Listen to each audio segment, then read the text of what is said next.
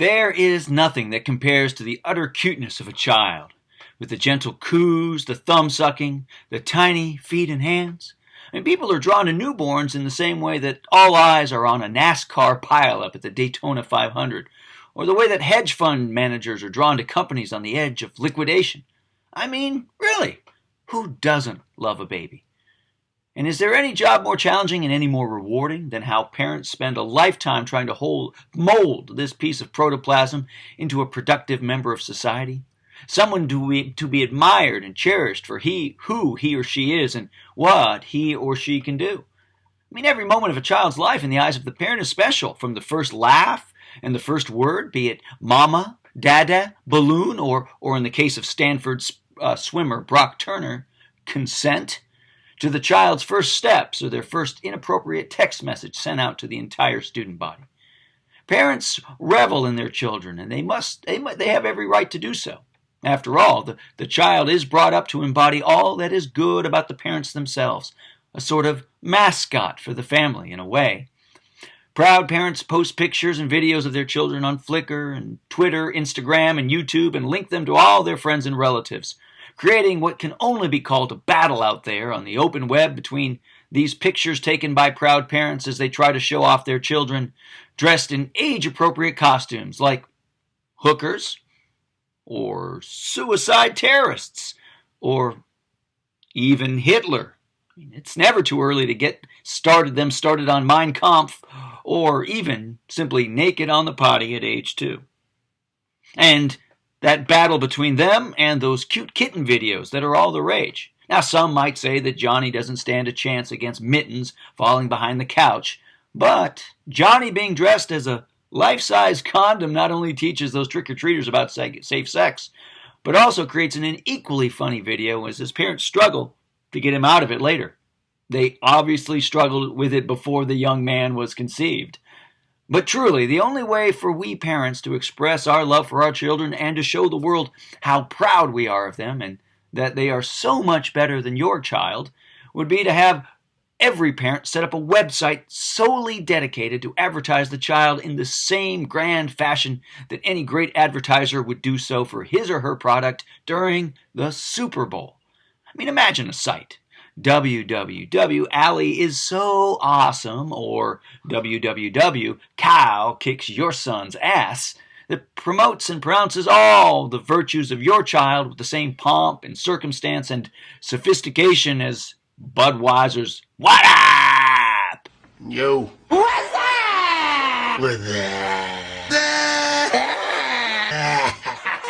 Hold on. Hello?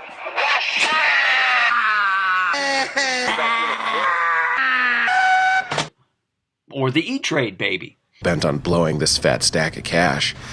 There's a couple ways you could do it. So forget about tomorrow, tonight. We're drinking from the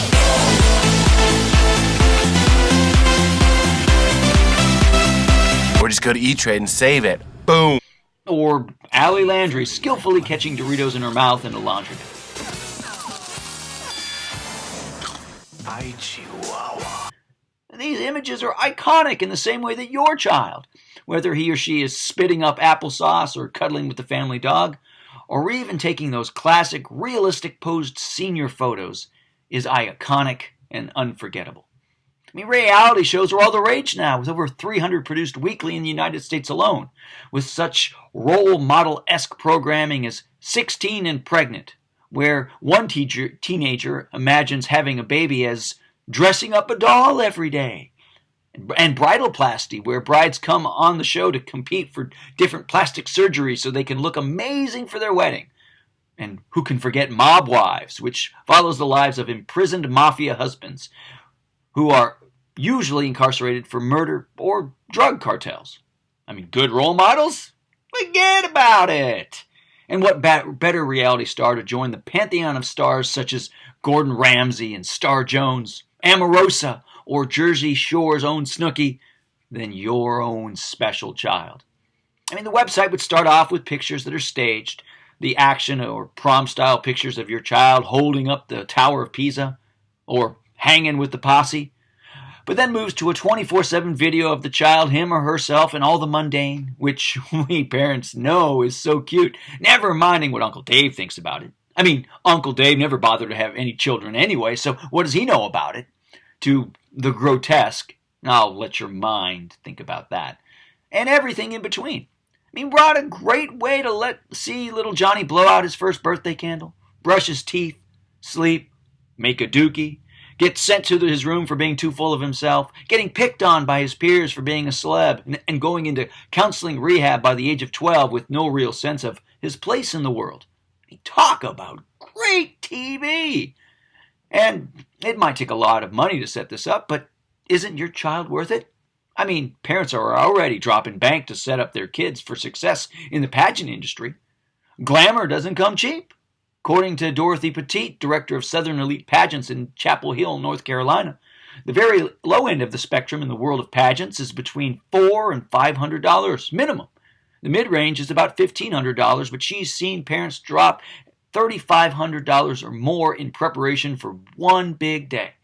So, for the price of a mid-size apartment in the San Francisco area, well, Oakland anyway, many parents already have a head start on showing their children just how much more they love them. Of course, parents will also need to get a second job, for on top of the cost of shooting and editing, producing, and uploading these videos and pictures, parents will need to save up for the inevitable therapy that the child will need as he or she becomes a reality star in his or her own mind. In the same way that so many reality stars had a meteoric rise, your child too will need to follow the complete arc of their fantastic crash and burn. But no fear, for this will allow your child to fit into a society already rife with depression. I mean, studies show that kids born after 1960 are significantly more likely to suffer from depression in childhood or adolescence than kids born before 1960. And as depression is on the rise, the costs are escalating. In fact, depression leads to a 35% decrease in lifetime income, and the cost for the total group over one's lifetime is estimated at $2.1 trillion. Well, c'est la vie. So is the cost of fame, and no worries, for this will just affect the kids, not the parents, who will still reside in the warm glow of their own gloating over their child. Of course, some might say that parents should quit using their children as trophies and ways to try to overcome their own issues and unhappiness and allow their kids to live normal, happy lives where they have a real sense of who they are and how they fit into the world. They would argue that parents should stop trying to make their kids feel special or entitled at the expense of having some perspective. But despite all these calls for what some might say is old-fashioned parenting, they could not be more wrong, for parents need to extol all the virtues of their child out to the world so that they, the parents, do not have to focus on their own inadequacies. And not only that, they also need this due to the damage their own parents did to their self-esteem when they were a child.